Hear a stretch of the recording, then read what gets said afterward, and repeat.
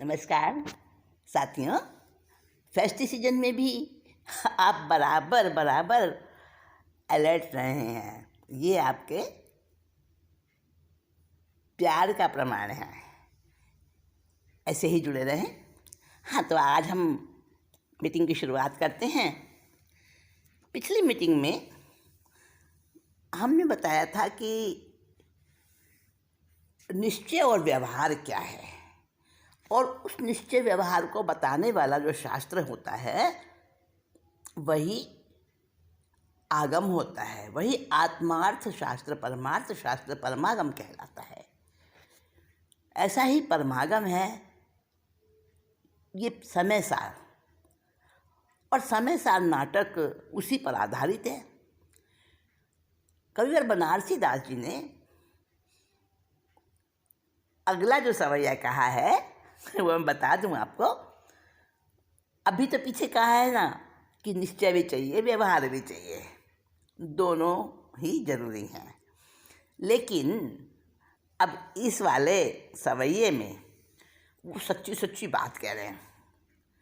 और सच्ची बात कैसी होती है? 2 4 10 20 होती है कि एक होती है? हाँ, सत्य तो एक ही होता है ना, ठीक है ना। तो अब इस सवैये में देखिए क्या बता रहे हैं, ध्यान से सुनिएगा, गहरा है थोड़ा सा। ज्यों नर को गिरे गिर सोती, सोई ही तू जो गहे दृढ़ बाही, त्यों बुध को व्यवहार भलो, तब लो जब लो शिव प्राप्ति नाही। यद्यपि यों परवान तथापि सदैव परमारथ चेतन माही, जीव अव्यापक है परसों, व्यवहार सो तो पर की परछाई। क्या क्या बोल देती हूँ, है ना? नहीं, मैं नहीं बोल रही हूँ, ये ऐसी ही भाषा है, ऐसा ही फ्लो है इस भाषा का, जो मीठा मीठा लगता है, दिल को छूता है। हाँ, तो इसका अर्थ का बता देती हूँ आपको, सीधा सीधा अर्थ, है ना। ज्यों नर को गिरे गिरी सोती, सोई हितु जो गहे दृढ़ बाही। अब देखो इसका अर्थ, जो माने जिस प्रकार, यहाँ दृष्टांत पहले दे रहे हैं, उदाहरण पहले दे रहे हैं, और अपनी बात बाद में कहेंगे, है ना। ऐसी ही शैली है। तो इसमें बताया है, पहले दृष्टांत बता रहे हैं, पहले उदाहरण दे रहे हैं कि समझो जैसे कि कोई एक मनुष्य है, गिरे मतलब गिर जाए।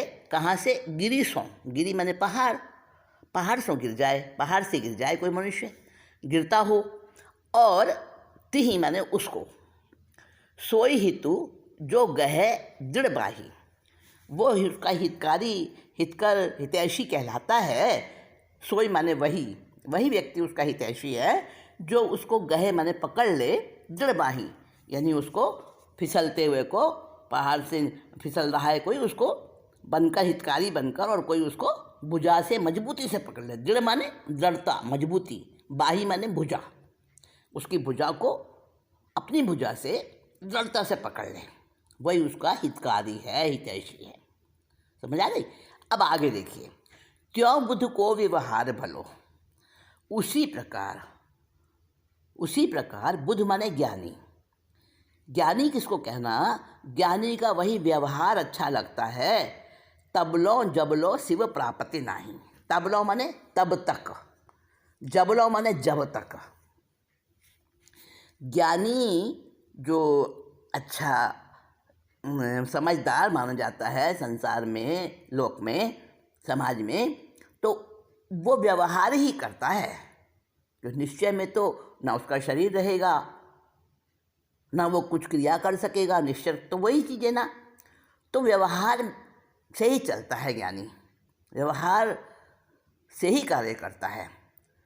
तो उसका व्यवहार तब तक ही ठीक ठाक है, भला, भला माने जरूरी, तब तक ठीक है, जब तक शिव प्राप्ति नहीं, जब तक उसको मोक्ष की प्राप्ति नहीं हो रही है, तब तक ही उसका व्यवहार है, ठीक है। और उसके बाद तो निश्चय में जाना ही है। और जब तक निश्चय में नहीं जाएगा तब तक मोक्ष की प्राप्ति नहीं है। निश्चय का मतलब समझ गए आप? यानी ये हमारे 3 योग हैं, है ना। और जितनी भी हमारे समितियां हैं, गुप्तियां हैं, महाव्रत हैं, अणुव्रत हैं, दान पुण्य तप जप, सब ये व्यवहार ही तो है ना। तो व्यवहार कब तक चलता है? जब तक के मोक्ष नहीं होता है, मोक्ष की प्राप्ति नहीं होती, वहाँ तक व्यवहार चलता है।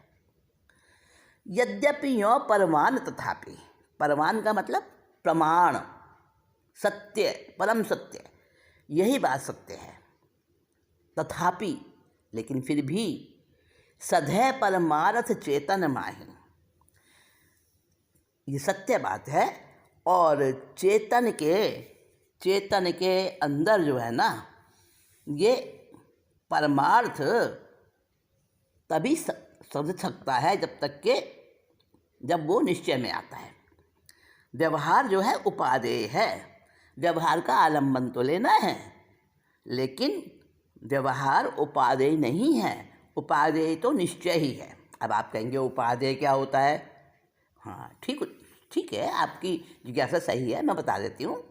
ये हेय ज्ञेय उपादेय, हेय ज्ञेय और उपादेय, ये हमारी एक त्रिपुटी है, यानी 3 पदों की त्रिपदी है ये, त्रिपदी।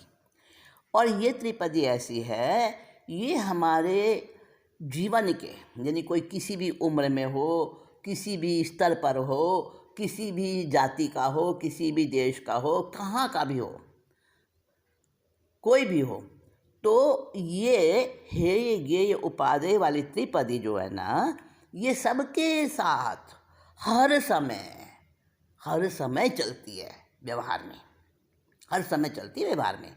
कैसे? देखो, ज्ञेय है बीच में, हेय ज्ञेय उपादेय, ज्ञेय बीच में है ना, तो ज्ञेय पुल है। जैसे आप कहते हो देव गुरु धर्म, देव गुरु शास्त्र, देव गुरु धर्म, तो गुरु बीच में आता है ना, जो देव को भी समझाता है और धर्म को और शास्त्र को भी समझाता है। सुगुरु, सुदेव, सुगुरु और सुधर्म, ये भी एक त्रिपदी है, तो वहाँ भी गुरु बीच में है। तो सुगुरु कौन होता है? जो सुदेव को बताता है, अरिहंत हमारे देव हैं, सुगुरु को बताता है कौन से होते हैं सुगुरु, है। और दूसरा सुधर्म, अच्छा धर्म, सही धर्म कौन सा है, धर्म यानी स्वभाव, है ना, तो उसको भी समझाता है, वो सुगुरु होता है। तो गुरु बीच में है ना, तो बीच में जो होता है वो पुल बनता है, वो पुल का काम करता है, दोनों आजू बाजू वालों को जोड़ता है आपस में। तो इसी तरह से ज्ञेय बीच में है। ज्ञेय माने होता है जानने योग्य, जिसे जाना जाता है। संसार के सभी पदार्थ ज्ञेय हैं, ज्ञेय, जिनमें ज्ञेय लक्षण होता है वे जाने जाते हैं। आत्मा भी ज्ञेय है, आत्मा भी ज्ञेय है, लेकिन बाकी के सारे पदार्थ भी ज्ञेय हैं, परंतु एक अंतर है, आत्मा से अतिरिक्त जो अन्य पदार्थ हैं, जड़ भी चेतन भी, वो सभी ज्ञेय हैं। तो जितने भी ज्ञेय पदार्थ आत्मा से अतिरिक्त हैं ना, वो केवल ज्ञेय हैं, और आत्मा ज्ञेय भी है और ज्ञायक भी है। समझ गए?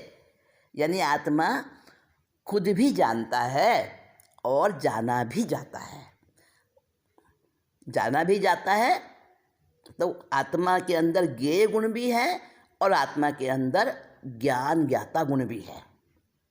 ठीक है? तो ज्ञेय का मतलब समझ आ गया, जानना। अब एक तरफ है हेय और एक तरफ है उपादेय। हेय का मतलब है छोड़ने योग्य, हेय, और उपादेय का मतलब है लेने योग्य, ग्रहण करने योग्य, उपादेय। अब देखिए, मैंने आपको कहा कि ये हेय ये उपादेय हर समय जीवन में चलते रहते हैं, प्रतिक्षण, हर कार्य में। सोचिए कैसे कह दिया। अब मैं इसके बारे में बताती हूँ आपको।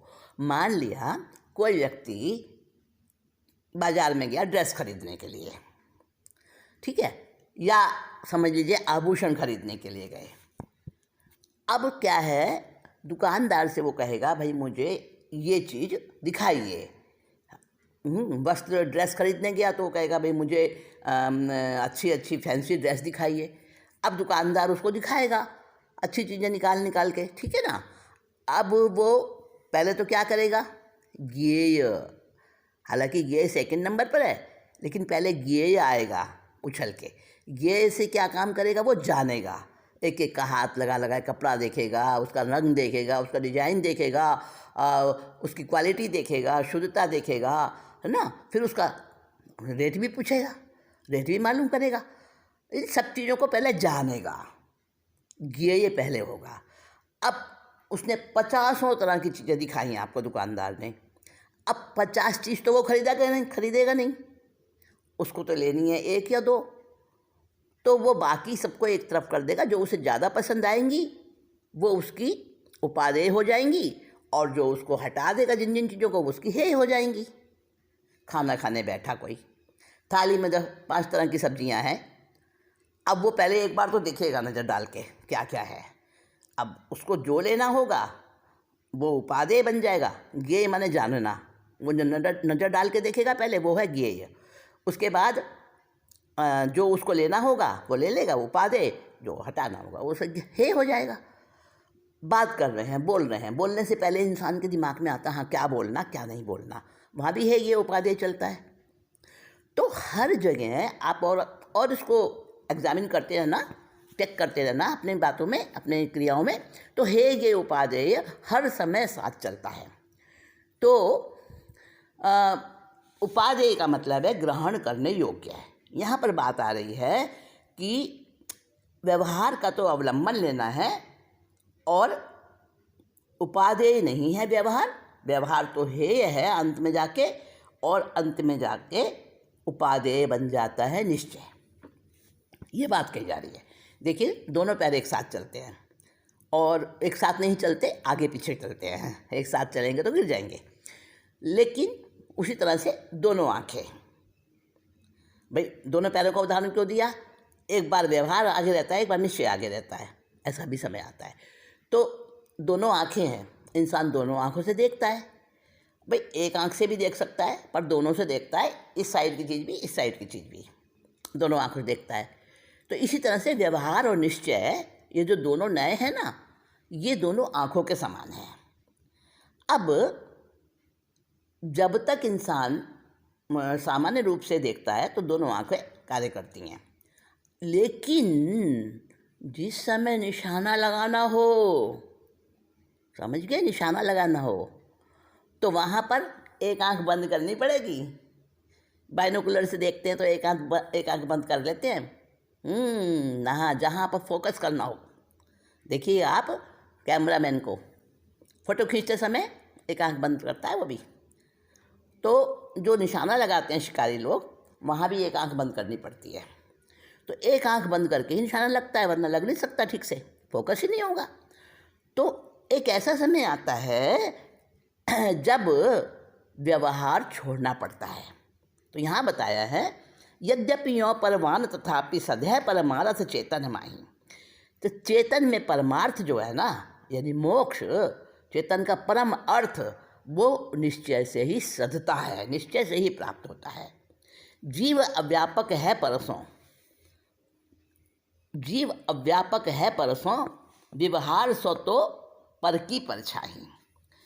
जीव पर से भिन्न कौन बताता है, निश्चय बताता है हमें कि जीव पर से भिन्न है, और व्यवहार ने कहता है कि भाई जीव तो पर के ही आश्रित है।